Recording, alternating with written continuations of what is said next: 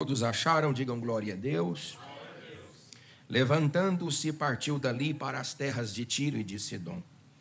Tendo entrado numa casa, queria que ninguém o soubesse. No entanto, não pôde ocultar-se, porque uma mulher, cuja filhinha estava possessa de espírito imundo, tendo ouvido a respeito dele, veio e prostrou-lhe aos pés. Esta mulher era grega, de origem sírio-fenícia, e rogava-lhe que expelisse de sua filha o demônio. Mas Jesus lhe disse: deixa que primeiro se fartem os filhos, porque não é bom tomar o pão dos filhos e lançá-los aos cachorrinhos.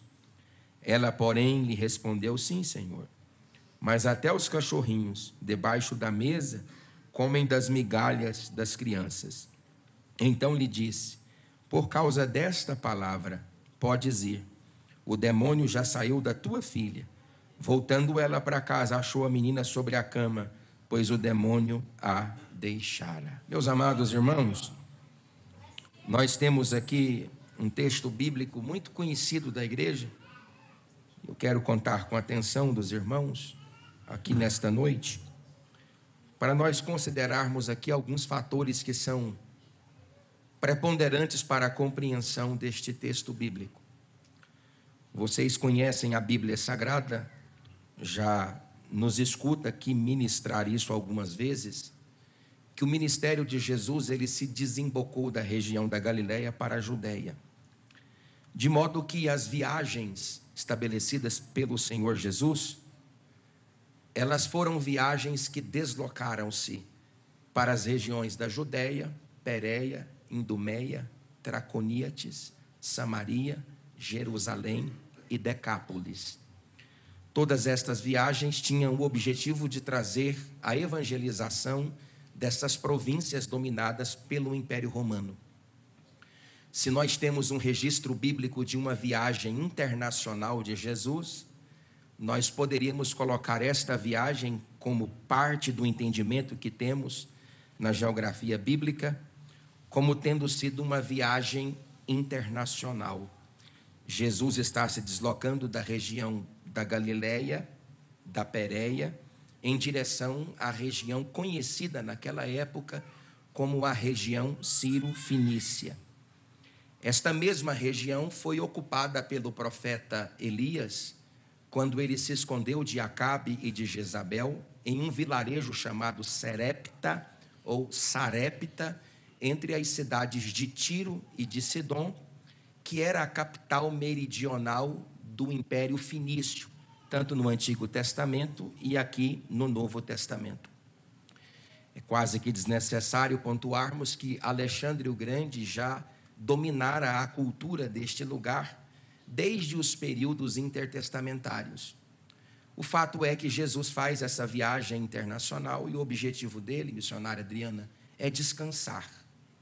Ele não deseja atender a ninguém, ele deseja repousar o seu corpo físico, porque Jesus ele tem uma natureza que a teologia chama de natureza teantrópica. Ele é totalmente humano e totalmente divino. Como a natureza humana ela é limitada, a natureza humana é tomada de dificuldades fisiológicas, a natureza humana de Jesus não suporta mais a pressão que ele está vivendo. É muita gente, são muitos pedidos, muitas pessoas percorrendo atrás de Jesus e a sua estrutura física precisa descansar. Aqui no versículo 24, no 24 e no 27, nós temos três ideias básicas que me mostram que Jesus está dizendo não. Não para atender alguém, não para fazer milagres, não para discipular pessoas, não para resolver problemas de ordem espiritual. O primeiro motivo é porque ele foi para longe dos seus. Está no versículo 24 que ele faz essa viagem internacional com o objetivo de ficar sozinho, sem ter que ver ninguém e sem ter que ser percebido no lugar onde ele está.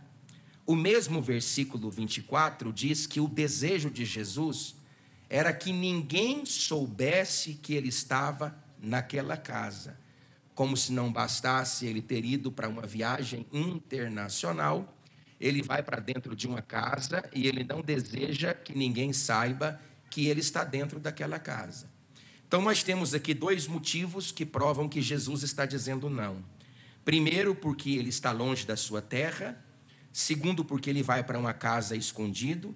E em terceiro lugar, lá no versículo 27, que nós vamos chegar lá daqui a pouco, ele diz que não tiraria o pão dos filhos para lançar aos cachorrinhos.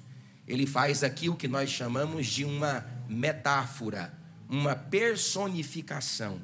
Ele usa uma cognominação até educada, porque a terminologia cachorrinhos não é a mesma terminologia que ele usou aos fariseus e saduceus quando xingaram eles de cães. Há uma palavra grega para cães e há uma palavra grega para cachorrinhos. Mas para todo efeito, essa mulher falou assim: me abre a porta, e Jesus disse não. Essa mulher falou assim: me dê uma cura, Jesus disse não. Abre uma porta financeira, e Jesus disse não. Faz um milagre na minha casa, e Jesus disse não. Transforma o coração do meu marido, e Jesus disse não. Transforma o coração da minha filha, do meu filho. Faz uma obra, Senhor, na minha alma, e Jesus disse não. Jesus não deseja atender esta mulher. Mas diz a Bíblia que alguns comportamentos desta mulher fez com que o propósito de Jesus fosse mudado.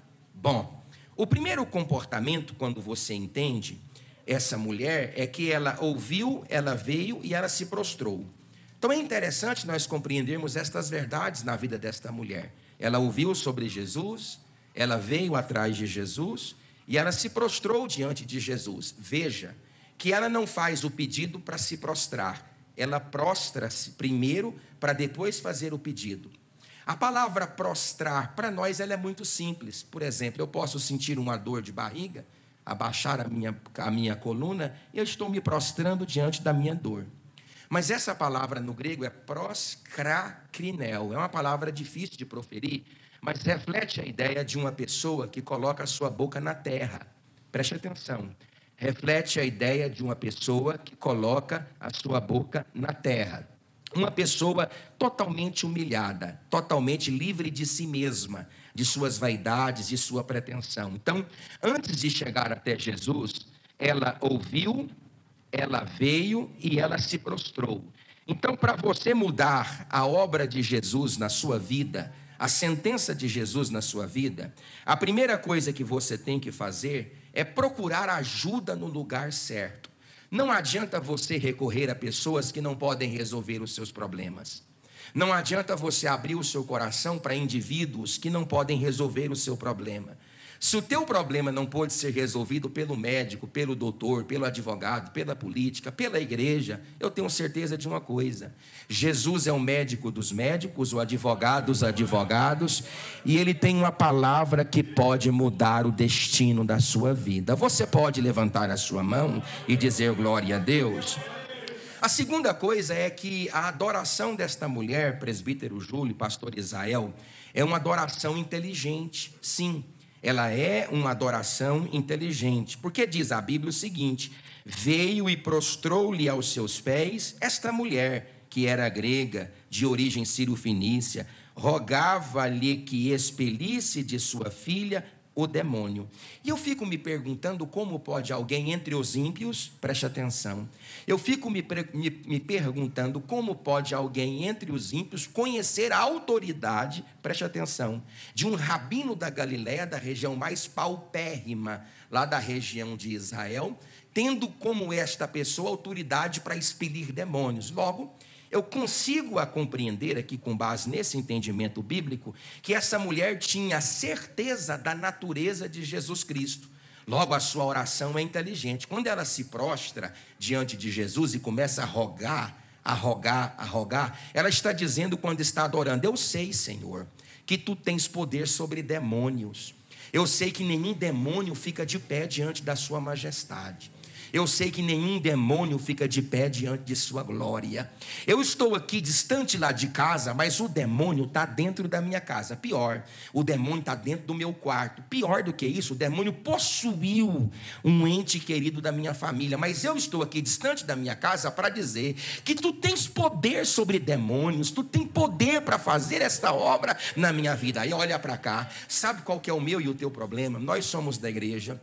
Escutamos a querigma na igreja o tempo todo, que é a pregação. Somos discipulados na igreja. Fazemos discipulado na escola bíblica dominical. Frequentamos o culto de doutrina. Você ainda tem o privilégio de ouvir, às vezes, alguns elementos que são até técnicos, que ajudam a fundamentar a sua fé. Mas muitas vezes nós não cremos como essa mulher que era ímpia cria. Sabe por que às vezes a gente não recebe a vitória que a gente pede? Porque a gente pede a vitória como se estivesse declarando a derrota. A gente pede a vitória que a gente necessita como se nós estivéssemos declarando uma derrota na nossa vida. Deixa eu dizer para você uma coisa, irmãos. Jesus Cristo de Nazaré, Ele está aqui nesta noite. Ele se faz representado na pessoa do seu bendito Espírito Santo. E não tem demônio que seja capaz de neutralizar a tua vitória. Porque basta Jesus olhar para a tua causa e Ele vai determinar a vitória que você precisa. E o nome de Jesus sempre será adorado na sua história. Você pode dizer glória a Deus? A terceira coisa, diz a Bíblia, que ela se prostra diante de Jesus. Agora, é interessante, querido, que o que é mais importante aqui não é o fato dela ter vindo, não é o fato dela ter escutado, não é o fato dela ter prostrado, não é o fato dela ter reconhecido a autoridade do Cristo sobre poderes infernais, não é o fato dela estar de joelhos diante de Cristo. O grande segredo desta mulher, Jesus revelou. Não precisa sintaxe, metomínia, não precisa antropopatia, não precisa nada, ferramenta literária nenhuma, para você entender. Quem disse que a vitória dela foi por um elemento foi Jesus. Jesus não quer atender ela, não deseja atender ela, Ele não vai atender ela primeiro do que ninguém, Ele não tem nenhum interesse, mas quando ela solta a palavra para Jesus, a palavra que ela solta para Jesus muda o propósito de Jesus em relação a ela. Deixa eu dizer para você, sabe qual que é o meu e o teu problema? É porque algumas palavras que precisavam ser proferidas na hora certa, você fala na hora errada. Sabe qual que é o meu e o teu problema? É que algumas posições que você precisa ter na hora certa, você toma ela na hora errada. Por exemplo, é tão fácil a gente cantar aqui na igreja, não é? É tão fácil nós cantarmos aqui na igreja, não é? É tão gostoso, é tão prazeroso. Nós temos ajudas e elementos tecnológicos que facilitam, possibilitam, nos emocionam na nossa adoração. Mas veja bem, Paulo e Silas, na cidade de Filipos, eles levam 5 quarentenas de açoite menos um. A ideia de alguns estudiosos bíblicos é que a guarda pretória romana tinha interesse de matá-los, mas nenhum bandido, por mais periculoso que fosse, tinha estrutura para suportar mais do que 2 quarentenas de açoite menos uma. A tradição romana diz que as 12 primeiras chibatadas abriam valas na carne, as outras 12 a dor era tão grande como chumbo derretido em carne viva, e as outras restantes chibatadas era tão profunda a dor que o aparelho digestivo e urinário abria em praça pública. Paulo e Silas e talvez alguns agregados, que a gente não vai abordar isso, estavam lá presos, pelado que só porco piado no tronco em praça pública. Eles foram multifacetados, dilacerados, arrupiados, arrastaram eles igual se arrasta um porco morto e colocaram num cárcere inferior. Paulo e Silas, ainda vivo, um olha para o outro e fala: o que a gente faz? Aí eles respondem: vamos adorar. Então, algumas coisas na nossa vida só vão acontecer quando a resposta do nosso comportamento for à altura do nosso pedido. Ela disse assim: eu sei, Senhor. Repita comigo isso no 3, eu sei, Senhor. 1, 2, 3. Diga: eu sei, Senhor. Ela disse: eu sei que tu não viestes para nós, que o teu desejo é acolher como uma galinha acolhe os teus filhos debaixo das tuas asas. Mas no original diz assim: mas até os cachorrinhos comem da migalha que cai. No original, hein? Não estou mexendo com João Ferreira de Almeida, não. Estou no original. Caem da boca das crianças. Ela está dizendo assim: talvez o pão que o Senhor está dando para as crianças possa não ser suficiente para alimentá-los. Para mim,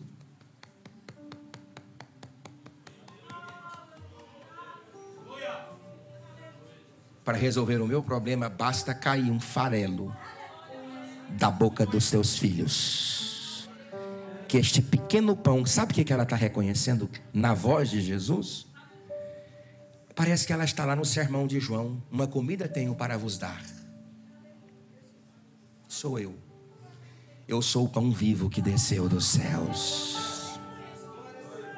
Sabe, irmãos, Aí Jesus revela, não precisa de sintaxe, né? Que são ferramentas de interpretação. Não precisa de pardes, que é uma interpretação judaica. Não precisa de hermenêutica nem de exegese. Jesus disse assim: eu vou te atender, minha filha, por causa dessa tua palavra. Tem segredo nenhum nisso aqui. Muito mais importante do que você receber o sim de Deus é o que você vai dizer quando Ele te disser não. Deus te responde de 3 formas: sim, não e espera. As 3 respostas são as melhores respostas de Deus para a sua vida. Levante a sua mão. Aramã.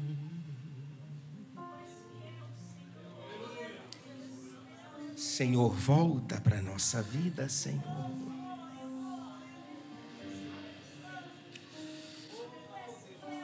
Volta para a nossa alma, meu Deus.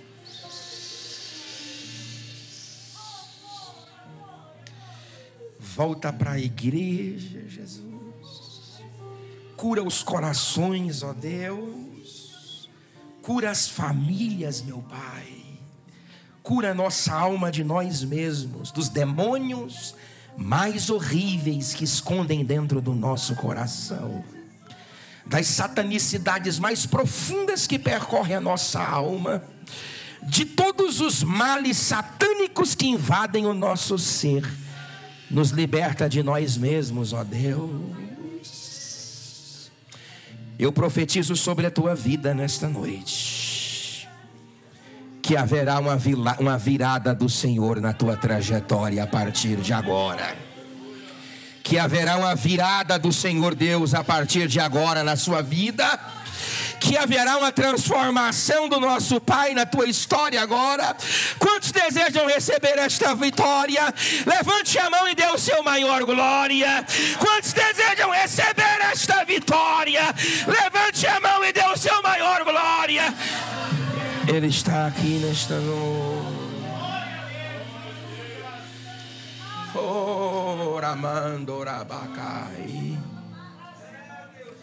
Eu estou sentindo, irmãos, a presença do Espírito Santo.